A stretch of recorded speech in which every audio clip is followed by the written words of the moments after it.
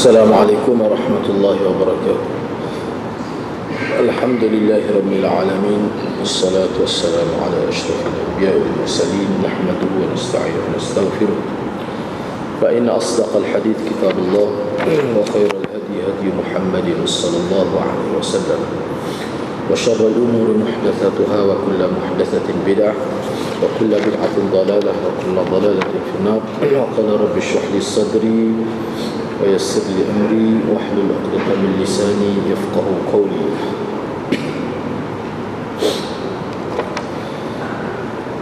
Alhamdulillah, bersyukur kehadrat Allah Subhanahu wa taala kerana dapat bersama pada malam ini.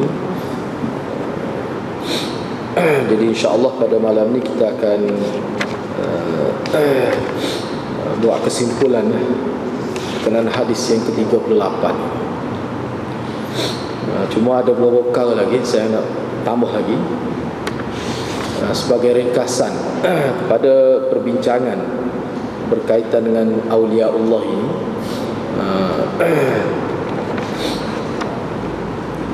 Mana dalam kitab ada juga disebut ini sebagai peringatan, untuk peringatan kepada hadirin dan hadirat. Ini peringatan ini khususnya berkaitan dengan wali. Misalnya dalam kitab hikam ada disebut, dalam kitab hikam ada disebut min alamat ittiba'il hawa, antara tanda-tanda kita boleh kenal, antara tanda-tanda orang yang mengikut hawa nafsu. Ini perbincangan di bawah hadis ni lah. Di bawah hadis yang ke-38 ini, antara tanda-tanda orang mengikut hawa nafsu: al-musara'atu ila nawafilil khairat wat takasul 'anil qiyam bil wajibat. Dalam kitab hikam disebutkan bahawa antara tanda orang yang mengikut hawa nafsu, diklasifikasikan sebagai mengikut hawa nafsu, adalah orang yang bersungguh-sungguh, bersegera, bahkan dengan erti menumpukan perhatian kepada perkara-perkara sunat, perkara-perkara baik yang bersifat sunat, tetapi malas ataupun tidak menumpukan perhatian kepada perkara-perkara yang wajib, yang mesti dibuat, yang fardu. Dia tumpu pada benda-benda, kalau bahasa Kelantan kita kan, tumpu pada khatih-khatih ni. Tidak tumpu pada perkara yang sepatutnya. Kalau benda hak nawafil, sungguh misalnya, tapi benda hak wajib, benda hak Nabi tekan, dia tak tekan. Ataupun saya tengok dalam setengah-setengah kitab dia sebut, antara manusia yang setengah kitab sebut mana orang yang lalai, ataupun setengah kitab sebut mana orang yang jahil, dia memberikan tumpuan kepada ibadat yang Nabi tidak tumpu, yang Nabi tidak tekankan. Jadi hak Nabi tekan, hak Nabi tumpu, hak Nabi ambil berat, itu tidak diambil berat. Itu satu kesilapan juga berlaku. Setengah ulama menyebutkan ini antara sifat orang jahil. Sifat orang jahil. Setengah kitab sebut ini sifat orang yang ghafil, yang lalai. Setengah kitab, misalnya kitab hikam, dia kata orang yang mengikut hawa nafsu begitulah. Jadi hati dia lebih tergerak, lebih terdorong untuk melakukan perkara yang Nabi tidak tekan dalam agama. Jadi sebab itulah kita kena faham, dalam agama kita ni kita kena tahu ibadat mana, amalan mana yang Nabi sallallahu alaihi wasallam tekankan. Misalnya kalau dalam bab solat, apa yang Nabi tekan? Kalau dalam bab haji, apa yang Nabi tekan? Dalam bab, kita kena tahu, kita kena tahu. Sebab kalau kita tekan dalam sesuatu yang tidak Nabi tekankan benda tu, Nabi tidak belah mana pun benda tu, tapi dia sungguh juga, jangan kira lah, bela habis duit beribu-ribu buat benda tu. Itu cara tu. Kalau mengikut Ibnu Athaillah, dia kata itu antara orang yang mengikut hawa nafsu. Gitu. Dia kena tahu dalam ibadat hak mana hak Nabi tekan, hak mana Nabi tumpu ke. Dia kena tahu. Sebab tu bila kita belajar hadis, kita akan nampak lah benda tu. Kita akan nampak. Bahkan bila kita belajar hadis, kita akan nampak juga benda hak tak ada. Sebab lah ni orang nampak benda hak ada, benda yang nampak benda hak tak ada. Ini bahaya, satu penyakit lah. Dia nampak benda hak tak ada, hak ada dia tak nampak. Ini perkara yang serius juga penyakit ni. Jadi kalau kita belajar hadis dengan cara yang baik, kita akan nampak perkara apa yang sepatutnya kita buat. Dan kita akan nampak juga perkara apa sepatutnya kita tidak buat, kita tidak tumpu. Jadi kalau wali Allah sungguh, hak tu dia faham tu, hak tu dia boleh tanggap dengan baik, dia boleh memahami perkara itu dengan baik, walaupun dia tidak alim, tetapi dia jadi mari. Ini maknilah dalam hadis ini sebut dia melihat dengan pandangan Allah, dia bergerak dengan pandangan, sentiasa mendapat taufik. Mana hak dia buat tu walaupun dia tidak alim, tetapi dia rasa ni sepatut kena tekan. Jadi ada ciri kemunasabah dari diri dia, Allah campakkan itu sebagai ilham pada dia. Dia belajar tak banyak, tetapi dia kena, dia sentuh tu kena. Inilah satu kelebihan manusia. Kadang-kadang orang alim sentuh tak kena. Ramai kita tengok orang alim ngaji, tapi dia sentuh ibadat tu tak kena, dia buat tu tak kena. Bila tak kena, dia tidak ada perubahan. Walaupun 10 tahun, walaupun 40 tahun buat ibadat, dia tidak ada perubahan. Seperti berlaku perubahan di zaman Nabi, seperti mana Nabi buat ada tempoh 23 tahun kan? Jadi nak suruh kena tu, dia kena belajar lah, belajar hadis Nabi SAW, belajar sirah Nabi dan sirah sahabat radhiyallahu anhu. Selain daripada itu,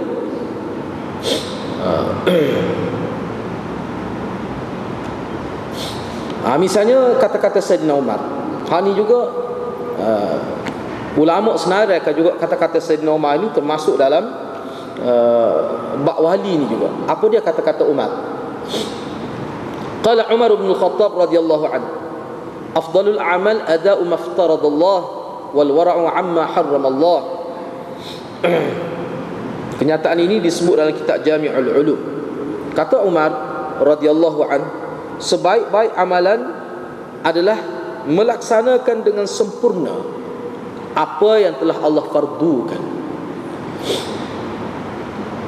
Dan sebaik-baik warak, dan warak yang sebenar maksudnya adalah menjauhkan diri daripada apa-apa yang diharamkan oleh Allah. Jadi hak ni sebab itulah ulama dia kata kalau kita lihat pandangan para sahabat Nabi, memang dia terlalu dekat sebiji seperti yang diajar oleh Rasulullah sallallahu alaihi wasallam. Tak ada benda pelik-pelik, tak ada benda sukar. Maknanya hak Nabi ajar ni orang Islam boleh buat semua sebenarnya hakikatnya. Boleh buat.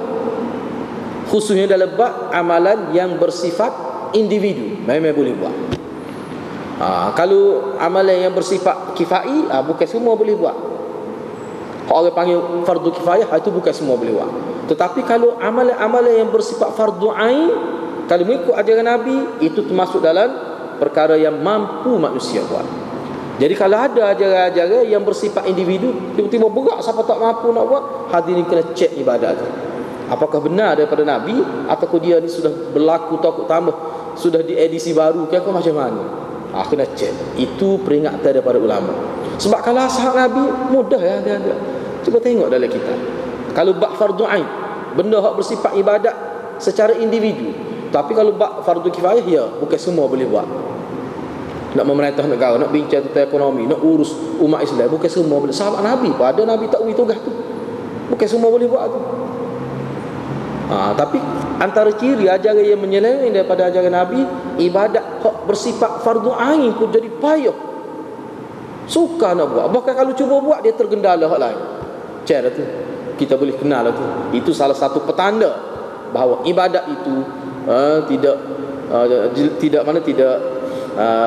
piyok lah kita kata, tidak jelas, tidak asli daripada Nabi sallallahu alaihi wasallam. Itu antara tanda yang disebut oleh ulama. Cuba tengok mana warak tu tinggal apa yang Allah haramkan. Rupanya hak disebut oleh ulama dalam kitab sebenarnya kata-kata Sayyidina Umar. Sebab saya jumpa dalam beberapa kitab ada sebut ulama kata gitu. Tapi kenyataan dalam kitab Jami'ul Ulum ni Sayyidina Umar ada sebut gitu. Maknanya kata-kata itu daripada Sayyidina Umar. Mana asal sahabat lalu. Mana tinggi kedudukan kenyataan itu.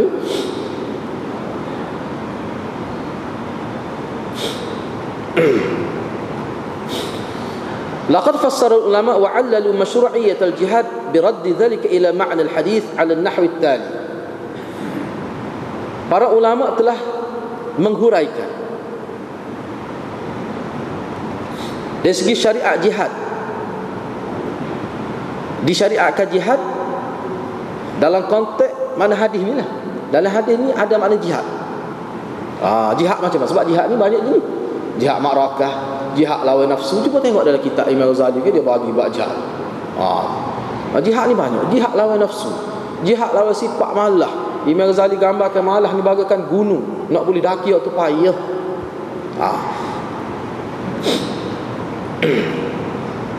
Misalnya berkenaan dengan hadis ni, ulama huraikan. Ramai ulama yang syarah hadis dia huraikan begini. Antara kesempurnaan cinta kepada Allah dan bersungguh-sungguh ataupun mujahadah melawan musuh-musuh Allah,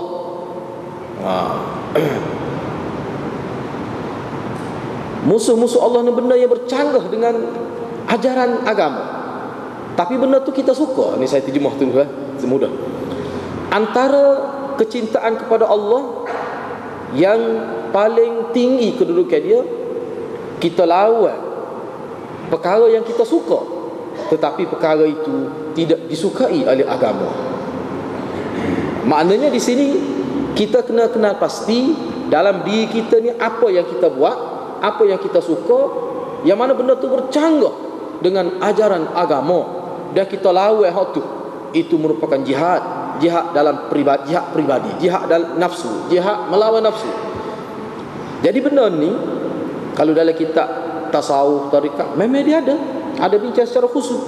Sebenarnya perkara ini kalau tidak masuk dalam kita tarikat, ilmu kesufian secara khusus, benda ni memang dibincang dalam agama. Sebab tu ulama kita tidak tolak sufi ni 100% tidak tolak. Ulama kita tidak tolak tarikat tu. Dan saya sendiri mengambil sikap, kita tak kira nama tu. Kalau betul dengan ajaran agama, tidak bercanggah dengan hadis, tidak bercanggah dengan Quran, tidak bercanggah dengan hadis, tidak bercanggah dengan apa yang ditunjuki sunnah Nabi dan sunnah sahabat, itu tak apa. Kira-kiranya gitulah secara umumnya. Tak kira lah nama tarikat. Kalau maksudnya jangan bercanggah. Jangan bercanggah. Kita boleh nak bunda, kita rasa selera, kita nak sujud, kita nak reti, kita nak buh tarikat dah. Buh tarikat kita, tak apa, tarikat kita. Lepas tu kita jaga syariat. Jangan bercanggah, jangan nampak pelik. Sebab agama Islam ni kalau zaman Nabi SAW, ni gambaran umum yang diberikan oleh ulama. Bila orang kafir tengok, dia tengok memang lain, tak serupa dengan cara hidup Majusi, tak serupa dengan cara hidup Yahudi, tak serupa dengan cara hidup Nasara, tak serupa. Dia tengok mana cara hidup Nabi ni memang cukup makul, cukup logik. Sehingga dalam kitab yang menghuraikan tasawur Islam disebut, dia kata Islam ni sebenarnya apa dia? Dia sebut apa dia? Islam ni dinu ilmin wa hadaratin. Agama Islam ni merupakan agama intelek, agama ilmu, dan agama yang bersifat tamadun, maju. Dia tidak hundur ke belakang sifat agama ni. Itu prinsip dia. Misalnya dalam kitab dia buat perbandingan, mau soalah kitab perbandingan agama, dia banding ajaran Islam dalam konsep ibadat dengan Kristian, dia banding setiap dengan berlebih habis dia banding. Mau soal satu kitab 2 jilid tebal jugalah. Masa itu jelas kita nampak dibanding ke Islam tu, dari segi ibadat. Sebab dalam mana-mana ajaran dia ada ibadat dia. Dia ada ibadat. Hindu ada ibadat cara dia.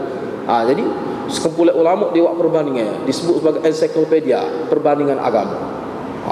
Jadi hak tu molek lah. Kalau kita boleh buat sebagai satu sukat pengajian cukup baik. Kita nampak beza Islam dengan agama-agama hak tidak Islam. Kita nampak misalnya dia buat mari Syiah, dia mari semua Syiah gini ibadat dia gini, tak serupa.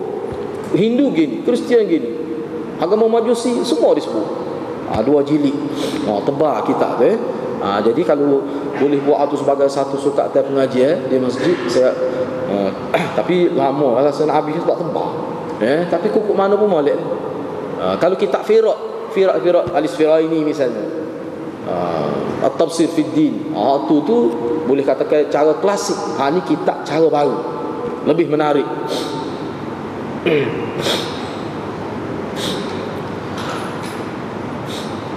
Jadi kalau kita nak kejar, nak dapat cinta kepada Allah peringkat tinggi, hak tamam yang sempurna, kita kena mujahadah lawan.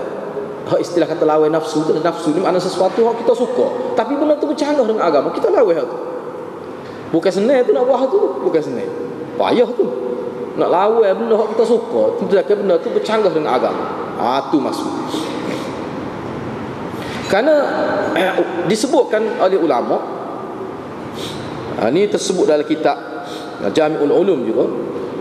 Dia kata orang yang betul-betul cinta kepada Allah, dia suka untuk supaya setiap aktiviti dia itu, kerangka zahir dia itu, pergerakan zahir dia itu, semuanya boleh dikatakan inilah kehendak Tuhan. Dia boleh kata begitu. Itu cara hidup Nabi. Mana kita buat ni, kita boleh sebut ni, kita yakin tidak bercanggah dengan ada dalil yang sahih. Maknanya bila dia nak buat sesuatu, dia ambil kira selalu tepat ke tidak dengan agama. Jadi perkiraan itu tidak kata buat dulu, buat siap tu baru tanya. Tak, dia tak pastikan dulu. Itu cara orang yang sudah mendapat hidayah, mendapat taufik daripada Allah. Bila nak buat sesuatu, dia tengok dia mari. Setengah orang tak berasa gitu. Setengah orang berasa betul ke ni, kena ke dengan cara Nabi kita buat. Dia mari berasa lagi. Setengah orang. Tapi setengah orang tak ada langsung tu. Dia pakai buat ya. Dia nyari Islam, mari masjid, belajar. Tapi bila nak buat sesuatu, dia tak ambil kira tu, kena ke tidak dengan agama ni, betul ke dengan cara Nabi. Setengah orang dia tak ambil kira gitu.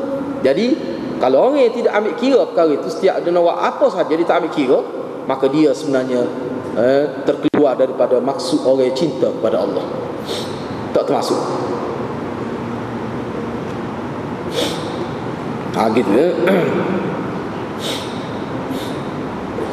Misalnya dalam kitab yang sama disebutkan satu sabda Nabi sallallahu alaihi wasallam. Ini hadis ni digunakan untuk menghurai hadis wali ni. Nabi kata la yajidul 'abdu sarihal iman hatta yuhibba lillah wa yabghadha lillah. Fa idza ahabba lillah wa abghadha lillah, atau wa yubghidha lillah, fa idza ahabba lillah wa abghadha lillah faqad istahaqqa al-walayata min Allah. Al-hadis. Seseorang hamba itu dia tidak akan dapat mencapai ketulinan iman. Dia tidak akan memperoleh ketulinan iman sehingga dia cinta kepada Allah, dia cinta kepada sesuatu, dia cinta kepada makhluk ini kerana Allah, dia benci kepada makhluk ini kerana Allah. Maknanya pertimbangan dia sayang ke, benci ke, semuanya dilandaskan kepada Allah. Kalau duduk di tahap itu, maka sebenarnya orang itu sudah sarih, sudah mendapat ketulinan iman dia. Dan apabila seseorang itu benar-benar cinta kepada makhluk kerana Allah dan dia benci kepada makhluk kerana Allah, maka dialah orang yang berhak mendapat perlindungan Allah. Inilah orang panggil wali Allah ni hakikatnya. Inilah.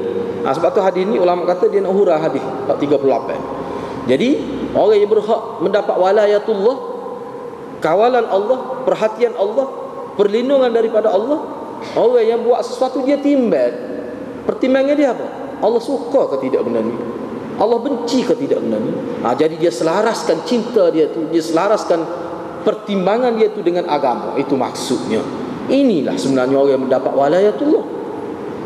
Lepas tu bila kita buat begitu, bila kita dapat tu, kita tidak tahu hadirat. Kita tidak tahu apakah kita ni sudah dikira sebagai walayatullah, sudah berada di bawah walayatullah.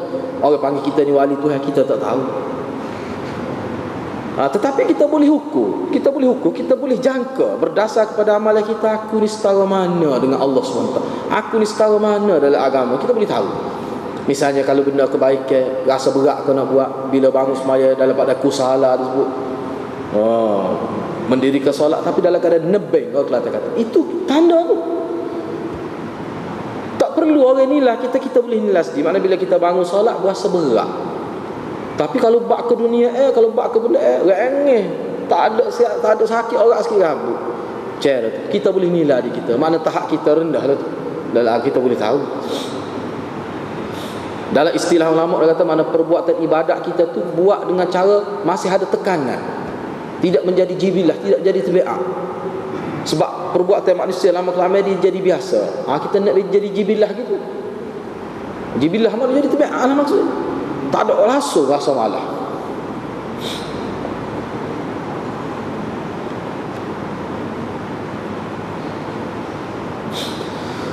Ada juga disebut Dalam kitab yang sama ada orang soleh, ramai di kalangan orang soleh, orang-orang baik, bila ditanya ketika dia mengajar, ditanya bima tanalu mahabbat Allah, dengan apa mana ustaz tok guru akan dapat cinta Allah tu, dengan apa? Ada anak murid tanya, mana kita ni, dia tanya tok guru dia, tok guru nak capai, nak maqam mahabbah ini dengan apa, melalui apa? Jawab orang-orang soleh, benda ni umum dalam kitab ni, dia kata bimualati auliyaillah wa muadati a'daih, dengan cara kita membuat hubungan dengan wali-wali Allah, sayang kepada wali-wali Allah, kita mengasihi wali-wali Allah, mana orang beriman maksudnya, dan kita bermusuh dengan musuh-musuh Allah. Musuh Allah tidak semesti manusia. Kena ingat kalau kita baca kitab, bila kata muadat a'daihi, bermusuh dengan musuh Allah ini bukan bermakna orang kafir saja, tidak. Dalam konteks wali, kecek dalam bahasa wali ni, bila kata bermusuh dengan musuh Allah, dia tidak semestian bersifat zat, tetapi ada juga yang bersifat maknawi, iaitu sifat-sifat yang mazmumah itu termasuk dalam a'da'ullah juga.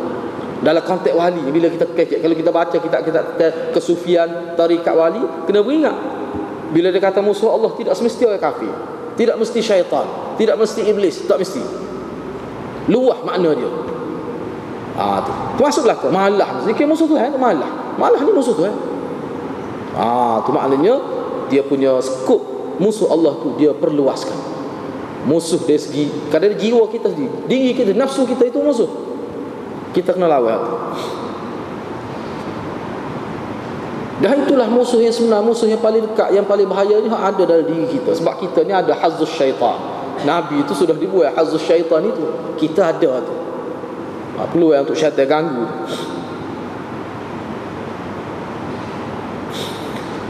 Ni saya nak ambil kata-kata ahli sufi, Fudail. Kata Fudail, dia kata, kata-kata dia ni sebenarnya dusta. Dia kata dusta seseorang tu, kalau dia kata dia cinta kepada Allah, dia sayang kepada Allah, tetapi dia tidur nyenyok malam tu, tak bangun-bangun, negara tak kata apa, tak kat laung, tak bela, tak bangun. Kalau dia kata kami kita nak jual agama, jihad fi sabilillah, dia tidur tak kata apa. Subuh pun Allah gaduh dia ambil semaya. Kalau jadi tabiat nak hari lagu tu, ini bukan mujahid ni, ini pelawak pada kata cinta. Semua je kata cinta pada Nabi. Dia tu hati-hati nak fikir. Musim juga kita tengok fenomena sekarang ni. Ni musim cinta kepada Nabi ke? Cinta kepada Nabi, sahabat Nabi cinta kepada Nabi, dia ikut hidup Nabi tu setahun kena, tahun ni, tahun depan. Sebab dia, kalau kita tengok sahabat, dia ada panggil muhasabah harian, muhasabah mingguan, muhasabah bulanan, muhasabah tahunan. Dia ada muhasabah tu, ada. Kalau di kalangan sahabat, hari ni dengan esok dia ada soal, lepas tu tahun ni, bulan ni, minggu ni, tahun ni, mana lebih baik hidup kita. Tu cara dia. Tak ada bersifat sebulan setahun, setahun sehari cinta ke Nabi. Tak ada lagu tu. Mana ada lagu tu. Jadi benda-benda ni kita kena ingat lah. Sebab kita bimbang lah. Kita bimbang takut jadi, bila tak faham, bila buat pun dia tak boleh mana, bila buat pun dia tak ada kesan. Kalau cinta ke Nabi sungguh, nak cinta ke Nabi lagu mana? Hadis Nabi tak rajin ngaji, masjid tak mahu. Dan orang ngaji hadis pun jadi benci, tak suka, bahkan pandai sepi pengajian hadis tu. Lepas tu nak cinta pada Nabi, nak mari kot mana? Syama'il Nabi tak pernah belajar sifat-sifat Nabi secara jasadi tu, secara tubuh badan Nabi lagu mana. Sedangkan benda tu ulama kata memang salah satu nak cinta ke Nabi, dia kena tahu tu, nak tahu tu kena belajar hadis. Kena belajar hadis Nabi. Kalau buat syama'il, dia mesti banyaknya daripada sahabat Nabi radhiyallahu. Sahabat yang akan cerita Nabi gini. Jadi secara tak langsung belajar syama'il Nabi, nak belajar tentang rupa Nabi secara tubuh badan Nabi, mesti kita belajar melalui sahabat. Tak dapat lari hak tu. Sebab Nabi tak banyak cerita tentang dia. Nabi tak ada ayat gigi dia lagu mana. Tapi sahabat ayat gigi Nabi gini, jalan Nabi gini. Jadi secara tak langsung kita kena belajar melalui para sahabat, kita boleh tahu. Jadi benda tu dia menyebabkan kita jadi cinta pada Nabi. Ni cinta kepada Nabi, tak kenal, tak tahu Nabi lagu. Sebab tu ulama Syaukani, ulama-ulama mana sebut lah, kalau mu tak pernah belajar hadis Nabi, lepas tu mu mimpi jumpa Nabi lagu mana? Maya bodoh tapi kok baca Quran pun tak habis. Tak pernah khatam, umur 60 tak pernah khatam, tapi duk sahur ayat jumpa Nabi ialah di mimpi. Sebenarnya ni kita akan sebut sebab ini saya petik dalam Al-Furqan. Perbezaan di antara auliya syaitan wa auliya rahman. Beza di antara wali Tuhan dengan wali syaitan. Dia ada beza. Sini dia ada sebut, lepas ni insya-Allah kita baca ni. Kita nak ambil ni dulu. Sebab orang yang hidup mati dengan agama hadis pun kadang-kadang tak mimpi. Bukan semua orang bila dia tu dia jadi mimpi jumpa Nabi. Hak duduk baca hadis nak hari pun tak mimpi-mimpi. Sebab tu ulama kata kalau orang tu jauh daripada agama, tak ngaji hadis misalnya. Sebab kalau tak ngaji hadis nak tahu tentang Nabi macam mana, cuba ayat. Adakah sumber lain? Tak ada dah. Itu saja sumber kita nak kenal Nabi, nak tahu ajaran Nabi. Sebab tu hadis ni sebenarnya menuntut supaya kita belajar hadis. Sebenarnya hadis ni. Kalau kita hura pergi jauh, hadis ni sebenarnya hadis wali ni salah satu istinbat dia kepada dia. Dia menuntut kita belajar hadis Nabi. Dia orang yang belajar hadis lah. Kalau kita tengok dalam mana-mana kitab, siapakah yang paling banyak selawat pada Nabi? Orang yang belajar hadis Nabi. Orang yang belajar hadis Nabi. Sebab apa? Mana boleh kata hadis Nabi kalau tidak sebut Nabi? Bila kita belajar hadis mesti sebut Nabi. Nabi sallallahu selalu dah. Cakap nak bangun kalau sebut gitu. Nak kali sebut kena bangun. Berat letih kita. Tak apalah maknanya, cuma apa yang kita nak sebutnya, bila kita baca hadis Nabi, kita ngaji hadis Nabi tiap-tiap hari, walaupun sahadis, kita lah sebenarnya orang yang paling banyak selawat Nabi. Kita lah orang yang paling tidak kedekut. Kita lah orang yang paling sedek, paling dermawan dalam bab selawat ini. Kalau nak banding dengan setengah-setengah orang, hanya mungkin ketika-ketika tertentu. Jadi perkara ini tu sebenarnya tu hadis ni. Dia ada istimbat tu, ada ulama buat istimbat gitu. Jadi seseorang nak belajar, nak jadi wali, dia mesti, tak dapat tidak, mesti dekat dengan Nabi. Nak dekat dengan Nabi mesti belajar hadis Nabi.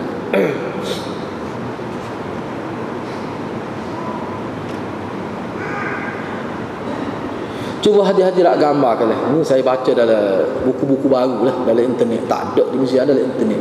Boleh juga kita boleh tupai juga cara berfikir itu. Cuba kita tengok. Cuba hadir-hadir tengok.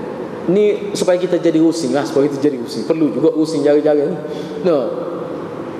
Misalnya anak kita duk belajar 12 tahun dia belajar tu hadir-hadir daripada umur 7 tahun sampai habis tingkat tenir tu 7 tahun. Dia nak 12 tahun tu sebelum masuk IPTA, IPTS 12 tahun. Bila 12 tahun dia belajar daripada tahun 1 sampai tingkat tenir tu 12 tahun dia belajar. Kenapa majoritinya tak habis mengaji Quran? Kita tidak cek semaya lagi tu.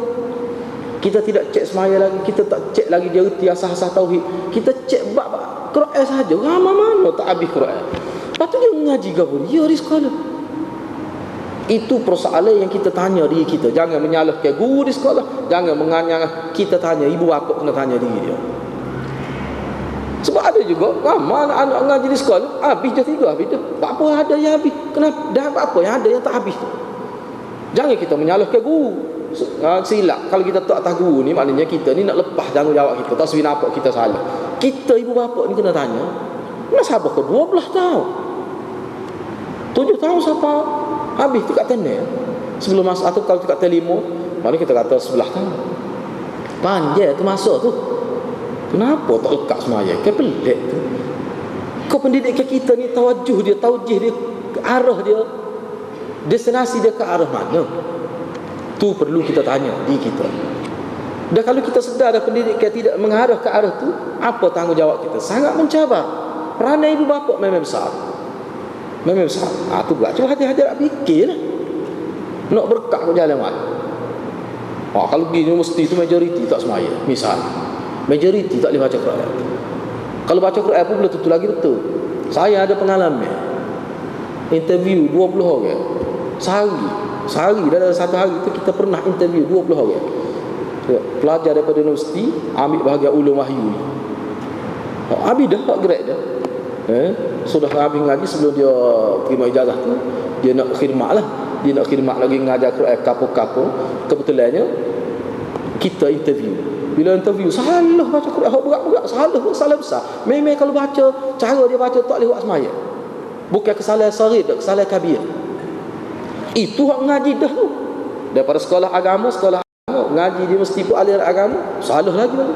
Cuba hak tidak ngaji aliran agama misalnya, patut tak tumpu berat benar lah. Itu maksud. Sebenarnya hadis ni segitu sebenarnya huraian hadis ni. Dari sudut tu sebenarnya kita mana nak selongkar balik kehidupan kita tu. Lagu mana umat Islam kita ni lagu tu?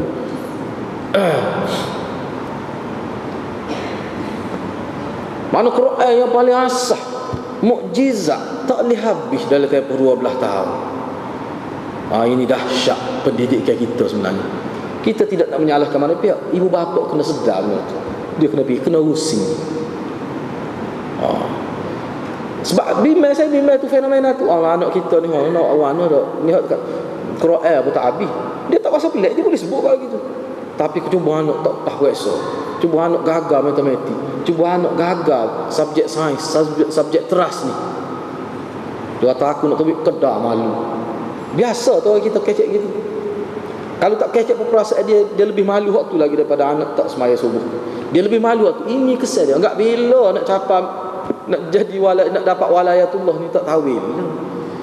Anak pun tak boleh, kita pun tak boleh. Sebab kita cuai dalam mendidik dia. Jadi perkara itu disentuh juga. Dalam banyak-banyak huraian lah yang saya cek tu, ada disentuh juga. Mana hadis ni sebenarnya nak capai waktu tu bukan sendiri. Sebab tu kalau kita tengok, kalau kita faham oleh hadis ni mengikut huraian ulama, kalau ada seseorang tu kerana nak jadi wali, misalnya dia tukar bila nak jadi wali, dia tu ubah pakaian dia. Ini silap sah. Bila kata dia nak agama, mesti kena pakai jubah, mesti kena pakai subhan. Padahal sebelum tu dia makan molek dah baju kemeja, tapi dia jadi berubah. Bukan tak boleh pakai boleh, tapi takut silap faham. Takut silap faham nak jadi agama dia kena tukar pakai. Tak perlu tukar. Tak perlu tukar. Kita nak pakai tu sukut. Sebab tu kita nak, kalau kita nak pakai dengan faham. Kita pakai dengan kita faham. Jadi benda tu memang dia kena mengaji hadis lah. Dia kena mengaji hadis, mengaji tafsir, mengaji molek. Dia akan nampak lah hak sebenar lah ke mana. Hak sebenar lah ke mana. Sebab tu saya suka sebut dasar pada hak sini, banyak dia sebut ni. Hak ni hadis-hadis dia hurah ni sahaja ni dekat dengan 10 muka surat. Kalau kita nak baca semua tak tahu berapa bulan. Misalnya dia kata, apakah kita boleh kata seorang tu wali Tuhan dengan dia jalan tunduk, pakai subhan, pakaian macam orang ulama? Supaya Syafi'i misalnya cara dia makan, supaya Ghazi. Apakah kita boleh kata dia wali dengan sebab makan gitu? Tak. Imam Ghazali pun sebut dalam kitab dia, siapa dia menganggap semaya pakai serban lebih afdal daripada pakai piyah saja, biduk tu anggap pakai lagu. Imam Ghazali pun ingat dia. Ni saya tak jumpa dalam kitab ni, tapi benda ni ada, guru saya sebutlah masa belajar dulu. Imam Ghazali pun dia makan memang lah. Dia makan memang hebat pakai dia tu, dengan serbannya, dengan jubahnya, cara dia lah. Tapi dia ajar molek kepada masyarakat. Dia faham molek, muka dia orang lain. Ada disebut dalam cerita ni, saya tidak baca sendiri, guru saya cerita masa belajar hadis tu, masa kita belajar kitab dia lah, kitab Imam Ghazali tu. Pernah orang panggil dia pergi makan gula lah. Makan gula. Dia duduk tengah nyepel rumah dia duduk, sebab kita duduk tengah nebah lah, pakai baju panas gitu lah, tidak pakai baju style ulama. Dia pun pakai basuh tangan, pakai gigi tu. Dia tengok orang tak layak belah mana dia. Dia kata, aku tak pakai jubah kali. Aku tak pakai serban kali. Tak apa nak ajak naik. Gitu-gitu je nampak layan. Dia apa kelik mandi pakai baju serban dengan buah minyak atas. Seperti hak biasa dia pakai. Gitu baru ajak naik, duduk nampak baru merai kepada dia. Dia pecah serban dia, bubuh dalam kuah gula. Dia pecah serban dia, bubuh dalam kuah gula. Makan serban, orang nak suruh mu makan, bukan nak suruh aku. Dia benci pada masyarakat yang menilai manusia begitu. Kita nak pakai, tapi biar kita faham, dan biar masyarakat kita faham. Jadi Imam Ghazali tak sih. Imam Ghazali kata tak kena. Siapa dia pecah serban? Ni 2 kali dah saya dengar ni, masa saya sekolah menengah tu ada guru saya daripada dia belajar di Iraq. Dia ada sebut juga. Tapi dia sebut tu, dia sebut lain sikit lah. Dia guna bahasa dia. Dia kata Imam Ghazali rembah dalam kuah gula. Dia guna rembah tu bahasa dia lah. Dalam kitab tu tidak kata rembah. Tapi bila saya ngaji hadis lepas tu, ada juga guru saya sebut tu. Maknanya Imam Ghazali ni sebenarnya dia banyak melakukan baik pulih dalam masyarakat dari segi pemahaman itu. Jadi kita kena faham tu. Jangan jadi silap pula dalam bab ni.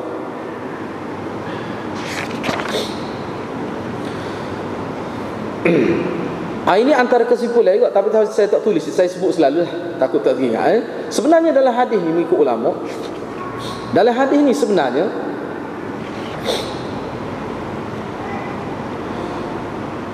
perkara penting yang Nabi SAW sampaikan dalam hadis ni, hadis kursi ni, dari sudut makna mahabbah, cinta, darjat cinta, maqam cinta, cinta kepada Allah maksudnya, sehingga kita dapat kecintaan Allah. Dan walayatullah, kita dijaga oleh Allah sehingga kita ni didorong oleh Rabbaniyah dalam kehidupan kita. Ini merupakan sirrum min asrarit tauhid, kaminun fi syahadatit tauhid. Ini merupakan satu rahsia daripada rahsia-rahsia tauhid yang tersimpan dalam ucapan la ilaha illallah itu. Ini sebenarnya bila kita kata asyhadu an la ilaha illallah wa asyhadu anna muhammadan abduhu wa rasuluh, itu inilah makna yang tersirat dalam makna kalimah tauhid itu. Maknanya kita nak hidup kita ni semua sudut, batin kita, zahir kita, semuanya kita nak supaya nak kejar cinta kepada Allah. Bila nak kejar cinta kepada Allah, dia kena ikutlah apa yang Allah suruh. Nak ikut apa yang Allah suruh, dia kena tahu melalui Nabi dia. Sebab tu dia kena tak boleh tinggal hadis Nabi ni, hadis-hadis tak. Dia tak boleh tinggal aku sesat. Kadang-kadang sesat tu kita tak khabar. Tak khabar kita ni sesat jauh, dia tak khabar. Sebab apa? Sebab kita tidak ada satu qiyam, satu nilai. Nilai. Sebab tu Yusuf Qaradawi sebut al-qiyamu fil akhlaq dalam buku dia. Nilai dalam akhlak, nilai dalam perekonomian, semua ada nilai belaka dalam agama. Nilai tu duduk mana? Duduk dalam agama, duduk dalam hadis Nabi, duduk dalam ayat-ayat Al-Quran. Sebuah kitab Yusuf Qaradawi sebut. Yang mana dia buktikan dalam kitab dia tu bahawa orang yang paling produktif ni orang Islam lah sebenarnya. Orang Islam. Itu sebenarnya. Okey, baik. Ni saya petik dalam kitab lain. Kita nak baca ni ringkas ni, ulama menyimpulkan bahawa sebab ada persoalan timbul bila seorang itu mimpi. Saya sebut dah sebelum ni, cuma waktu sikit kita. Ini kita nak ringkas sekali lagi. Bila seorang itu mimpi dapat ajaran agama dalam mimpi, bagaimana status ajaran itu? Bagaimana status ajaran itu? Jadi ulama kata status ajaran itu, ulama berselisih pendapat kepada 3 pendapat. Katakanlah seorang itu mimpi terima ajaran agama, kira-kira dan agama. Ni ulama pecah pada 3 pendapat. Pendapat pertama, ajaran yang diterima ni hasil lepas Nabi wafat lah. Kes ni berlaku selepas Nabi wafat. Sebab sahabat kalau dia mimpi masa Nabi ada, mudah Pak Nabi menjadi hakim yang muktamad dalam apa hal. Ni selepas Nabi wafat tak ada. Khususnya lepas sahabat pun tak ada dah misalnya. Zaman kita lah kita kata. Lagu mana? 3 pendapat yang pertama. Ada setengah ulama kata, khususnya ulama sufi, ulama tarikat lah, yang dalam bidang tu dia kata boleh jadi hujah dan mesti beramal. Jadi hujah dan mesti beramal. Lama juga ulama yang kata, tapi hak ni mengikut sini dia sebut biasanya hak pegang kemah gini bila mimpi jumpa Nabi, dia kata hak tu boleh dikira sebagai syariat. Tapi ulama tapi ada juga yang terima. Biasanya pokok tarikat, ahli tasawuf, boleh beramal dia. Jadi hak boleh, hak kata boleh tu sekadar setengah-setengah sahabat mereka mesti dia pegang hak tu kemah daripada lain. Setengah tu pegang sebagai boleh saja, harus saja. Macam-macam dia ada kategori pula. Tak apalah, cuma saya letaknya harus. Ada ulama kata begitu. Yang kedua, jadi hak pertama tak ada hak dia kata boleh. Sebab dia kata dia pegang dengan ada dalam hadisnya. Baru ni kita sebut dah, ada dalam hadis sebut syaitan tak boleh nak berupa dengan rupa Nabi. Syaitan tak boleh berupa dengan rupa Nabi. Dia pegang tu, dia pegang secara zahir tu. Sedangkan hak kata syaitan tak boleh berupa dengan rupa Nabi tu dalam mimpi kau tu, itu ada huraian dia. Hak kata tak boleh berupa tu dia merujuk kepada orang pula. Dia merujuk pada orang hak mimpi. Tu kita sebut dah memang lepas tu. Orang hak mimpi tu. Jadi syaitan tak boleh berupa dia dalam rupa Nabi tu, dia tidak, hadis tu tidak secara mutlak begitu. Dalam huraian ulama, dalam pesyarah-pesyarah dia kata memang betul tak boleh berupa. Kita kena ingat syaitan ni penipu. Syaitan ni menipu. Maknanya kalau gitu sebab kita tengok kita dekat nak mati kan. Orang panggil dajjal tu. Dajjal tu spesies dia lah tu. Menipu tu mari kanda projek. Jenis kanda projek ni dajjal lah ni. Jenis kanda projek ni tu. Mari berupa dengan ayah kita, dengan mak kita. Kan dah sebut kan. Jenis-jenis gitu. Gak syaitan ni lagi hebat berupa dengan dia menipu. Dia boleh rupa-rupa tu memang Allah siap dah. Dia zat dia jenis gitu. Muka dia ni kerja dia menipu. Apa dia tak boleh tipu tu? Ramai ulama kita dalam kitab sebut dia jumpa mimpi jumpa Nabi, tapi ulama kata tidak Nabi, mu tak usah tipu aku lah. Nak boleh kata gitu tu dia kena kenal Nabi, nak kenal Nabi mana? Tak ngaji hadis, tidak belajar agama dengan secara disiplin yang kira lengkap. Jadi kalau dia tengok, sebab tu kita sebelum ni kita sebut dah jumpa je Nabi, kadang-kadang dia tahu, mu tahu mana? Hak dalam mimpi tu Nabi. Ada setengah, ni pengalaman ulama, ada setengah-setengah tu jawab Nabi ayat. Dalam mimpi tu Nabi tu ayat, aku Nabi. Ataupun setengah-setengah tu orang beberapa waktu ada dalam mimpi tu. Jadi ada seorang tu kata ini Nabi.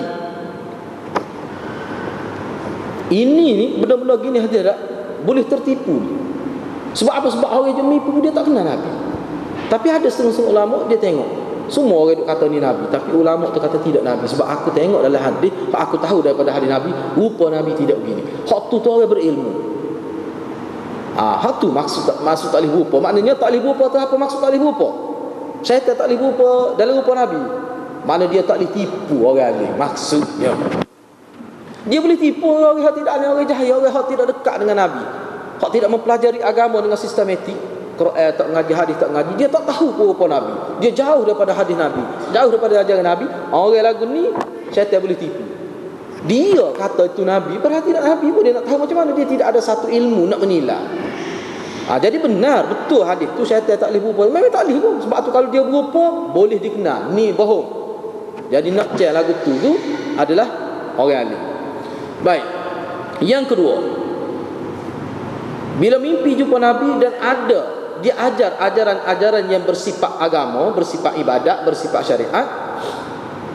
Pendapat ulama kedua, annahu la yakunu hujjatan wa la yathbutu bi hukmun syar'iyyun. Tidak boleh jadi hujjah dan tidak boleh sabit dengan sebab mimpi itu sebagai satu syariat. Tak boleh. Kerana mimpi bertemu Nabi semasa tidur itu, kalaupun ianya benar, memang benar. Nabi sungguh katakanlah. Dan benar juga dalam hadis bahawa syaitan memang tidak boleh berupa dengan rupa Nabi. Tetapi kena ingat, orang yang tidur dia tidak ada kelayakan untuk meriwayatkan riwayat agama. Tak, dia tidur. Orang tidur ni hadirat, kalau dia buat gapo pun tak jadi. Tiba-tiba dia mimpi kita nak ambil sebagai pegangan agama. Orang tidur ni kalau dia bangun semaya 4 rakaat cukup, salat, tak sah semaya dia. Tidak iktibar benda yang berlaku dalam tidur. Kecuali Nabi, sebab Nabi dia tidak tidur. Tidur mata, hati tidak tidur. Nabi ya lagu tu. Imam Syiah. Padahal kita dia sebut. Kalau tu imam kita kapur tidak lagu tu. Tu imam kita negara tak khabar apa. Yang ketiga, setengah pendapat yang ketiga boleh amal. Kalau sekiranya amalan itu, ajaran itu, tak kiralah wirid itu apa saja, kalau tidak bercanggah dengan syariat yang sabit, yang hadis yang sahih, tak bercanggah, boleh amal. Maknanya kita nak amal itu bukan kerana dia tidak bercanggah. Tetapi dalam huraian disebut bahawa amalan itu dia tidak akan melebihi ajaran Nabi sallallahu alaihi wasallam. Sebab tu kita tekan.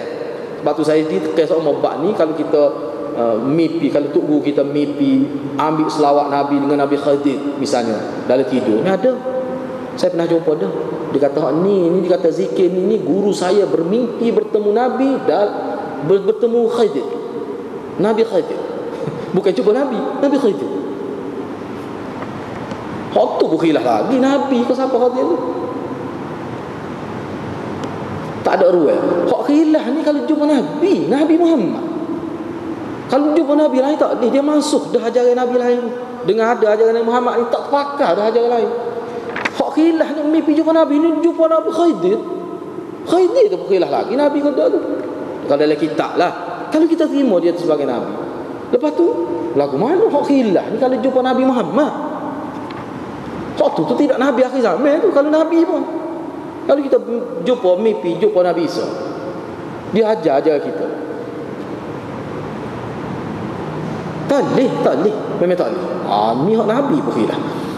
Ulama sebut misalnya Imam Syaukhani, dia kata tidak tersembunyi, jelas dia kata perkara ini, bahawa syariat yang Allah syariatkan melalui lidah Nabi sallallahu alaihi wasallam, Allah telah sempurnakan dengan matinya Nabi itu. Mati Nabi Muhammad ni ibadat memang sempurna, lengkap dah.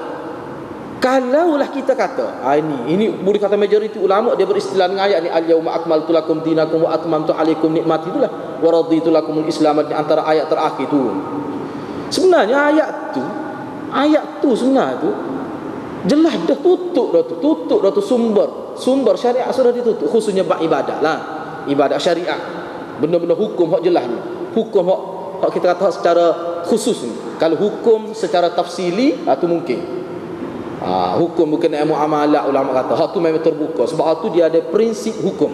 Dalam agama kita ni ada hukum yang setelah muktamad tak boleh ubah dah. Hak tu bab ibadat misalnya. Tapi kalau hukum dalam bab perdagangan, muamalat, hak tu Islam dia bagi prinsip.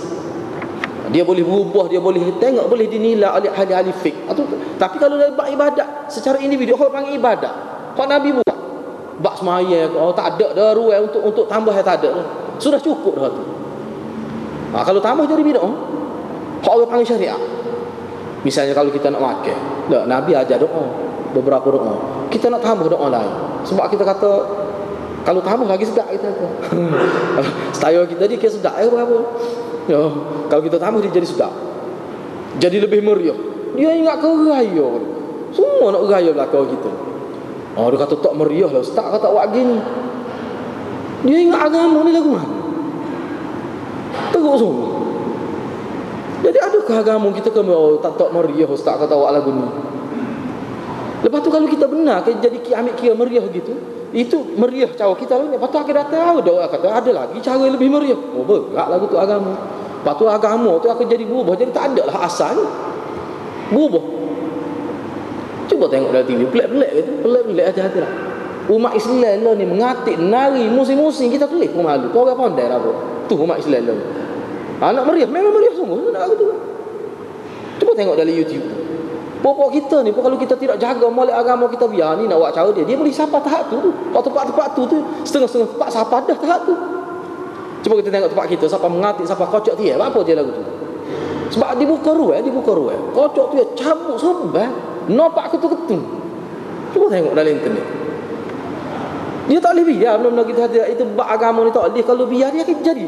Cuma mungkin tak sapa lagi tempat kita ni. Setengah-setengah negara tu sapa dah. Tempat kita pun nampak kalah dah. Kocok dia cabut sobek. Mula-mula molek la ilaha illallah. Lahu begitu ya bro. Pakai jubah tu. Kita nak kalau gitu. La ni dah rata dah kita kata. Apa ni borel. Borel siapa dia nak suruh ngatik air dia. Kalau nak ngatik Mekah mahal sikit bayar. Borel siapa? Saya siapa? Ada rumah kalau nak. Kalau nak ngatik sini murah ya. Kalau 10,000, 100,000 murah. Tapi kalau nak suruh pergi ngatik tepi Kaabah, tu bayar mahal. Tiket apa tu bayar kena rugi, lepas dia. Ya ke agama lagu ni? Cuba fikir dengan otak kita. Ya ke agama lagu ni? Tapi pokok kita buat tu. Tok nasabah sikit rabuk. Jadi berkali dia kira jarak. Kalau situ mengatik zup masuk hilal. No, kalau lagu mana kita pun bergerak hati-hati. Ini sesak ni bagi saya ni. Tak boleh lagu tu. Tak ada ruang lagu tu. Dalam agama tak boleh lagu tu. Lepas tu kalau kita tanya mana dalil, merah muka nak marah. Itu masalah. Kena beringat benda-benda lagu tu. Gitulah bagi kita nak berhabis hadis, saya nak baca saja. Kesimpulan hadis yang pertama, haram memusuhi wali Allah Subhanahu wa taala. Bahkan sebaliknya wajib menyatakan kasih sayang kepada mereka. Yang kedua, perlakuan maksiat adalah pernyataan bermusuh kepada Allah Subhanahu wa taala. Mana perlakuan maksiat sebenarnya pernyataan bermusuh kepada Allah Subhanahu wa taala. Secara umumnya ulama sebut. Walaupun hak disebut bermusuh, misalnya riba ada sebut secara khusus, tetapi bermusuh juga. walaupun tidak sampai peringkat perang, tapi dikira bermusuh juga mengikut huraian ulama. Yang ketiga, wali Allah adalah mereka yang bertakwa dan taat kepadanya secara istiqamah. Yang keempat, dakwaan sebagai wali dalam keadaan tidak patuh kepada perintah Allah dengan melakukan amalan fardu dan sunat adalah dakwaan batil, dakwaan palsu. Orang-orang musyrikun zaman Nabi SAW mendakwa mereka melakukan penyembahan kepada berhala dengan maksud mendekatkan diri kepada Allah, dengan maksud tersilap, dengan maksud mendekatkan diri kepada Allah dengan sedekat-dekatnya. Boleh tengok dalam surah Az-Zumar. Dia kata kita mendekat, tuqarribuna ilallahi zulfa, mana kami mendekatkan diri dengan sedekat-dekatnya. Tu sebenarnya maknanya kami semua berhala ni sebagai wasilah. Jadi berhala ni lah kiranya bawa pergi hajat kita tu. Itu betul sesat syirik lah tu. Yang kelima, para wali mempunyai kedudukan khusus di sisi Allah Subhanahu Wa Taala. Doa dan permintaan mereka mudah untuk dimakbulkan oleh Allah SWT. Tidak mesti, ulama kata tidak mesti Allah terima, tapi mudah untuk dimakbulkan. Tapi setengah ulama kata mesti terima. Terima tu dalam bentuk yang berbeza-beza. Terima tentu terima. Sama ada terima di atas dunia, mungkin kita nampak tak terima lah sebab tidak terima atas dunia. Tak terima di hari akhirat. Kadang-kadang terima tu bukan terima selalu. Terima Allah beri berkat anak cucu dia. Macam-macam ulama huraf terima doa. Yang keenam, setiap mukmin adalah wali Allah Subhanahu Wa Taala. Setiap orang mukmin itu sebenarnya wali Allah. Hakikatnya. Wali kecil lah, wali yang rendah, tapi wali lah. Tapi mukmin yang taat lah maksudnya. Yang ketujuh, mukmin sebenar melihat alam semesta sebagai dalil yang menunjukkan kepada kebesaran dan kekuasaan Allah Subhanahu Wa Taala. Mana dia tengok alam semesta ni dengan maksud untuk dia memahami, menghayati kebesaran dan kekuasaan Allah Subhanahu Wa Taala. Yang ke-8, mukmin sebenar hanya melakukan amalan yang boleh mencapai redha Allah Subhanahu Wa Taala. Yang ke-9, hadis ini menunjukkan kemestian mengambil berat atau menumpukan kepada amalan sunat kerana ianya boleh membawa pelakunya kepada cinta Allah dan mudah diperkenankan doa. Hak fardu tu memang dah. Hak ni nak isyarat kepada hak sunat tu. Jangan anggap tidak penting hak sunat, hak kecil-kecil ni. Hatta kita terbuai duri di jalan raya ataupun buih salat ni sunat. Jangan anggap remeh benda tu. Benda tu juga merupakan wasilah, cara tawassul kita untuk mendapat walayatullah itu. Yang ke-10, orang yang istiqamah melakukan ketaatan kepada Allah Subhanahu Wa Taala akan mudah diperkenankan doa dan mendapat pertolongan Allah Subhanahu Wa Taala. Yang ke-11, taat kepada Allah secara istiqamah akan mendapat cinta Allah, dan cinta Allah adalah satu darjat yang akan menyuburkan dan menambahkan daya taat kepada Allah Subhanahu Wa Taala. Bila ini berlaku akan tercapailah kemuncak ubudiyah kepada Allah Subhanahu Wa Taala. Karena dalam hadis ini disebut bila seseorang itu dapat cinta Allah, maka dia melihat dengan penglihatan Allah. Itu bahasa kiasan. Dia mendengar dengan telinga Allah, dia melihat dengan mata Allah. Ada disebut begitu. Itu bahasa kiasan, bukan secara ulama tak pakai secara zahir tu. Tidak kata Allah ada telinga. Ulama tidak huraf gitu hadis tu. Kita faham waktu tu banyak dah belajar tapi hukum mana pun bila dia lihat sesuatu di bawah bimbingan Allah, dengan erti yang lain, Allah jaga pendengaran dia. Dia tidak akan dengar benda-benda maksiat. Itu maksudnya. Jadi kalau lagu tu bila sedapat makam cinta tu, sebenarnya dia menyuburkan daya taat kepada Allah Subhanahu Wa Taala. Yang ke-12, penegasan Allah Subhanahu Wa Taala bahawa menyakiti walinya bagaikan mengisytiharkan peran dengannya adalah merupakan tasliyah, yakni menghiburkan dengan maksud memberikan semangat dan sokongan kepada wali Allah, dan dalam masa yang sama memperingatkan kepada musuhnya agar berhati-hati dengan walinya. Yang terakhir, yang ke-13, hadis ini menunjukkan kelebihan para wali dan orang pilihan Allah Subhanahu Wa Taala. Dan saya tak masuk ada dalam kitab lain disebut, hadis ini juga mengisyaratkan kepada kita keperluan kita belajar hadis Nabi, baru kita boleh tahu. Sebab nak mari cinta, nak mari itu dia kena belajar hadis Nabi. Itu ada juga ulama yang istinbat hadis ini. Rasa itulah beberapa perkara yang kita boleh sebut berkenaan dengan hadis yang ke-38. Mudah-mudahan menjadi peringatan garis panduan pada saya sendiri dan pada hadis ini. Setakat itulah, wabillahi taufiq wal hidayah. Wassalamualaikum warahmatullahi wabarakatuh.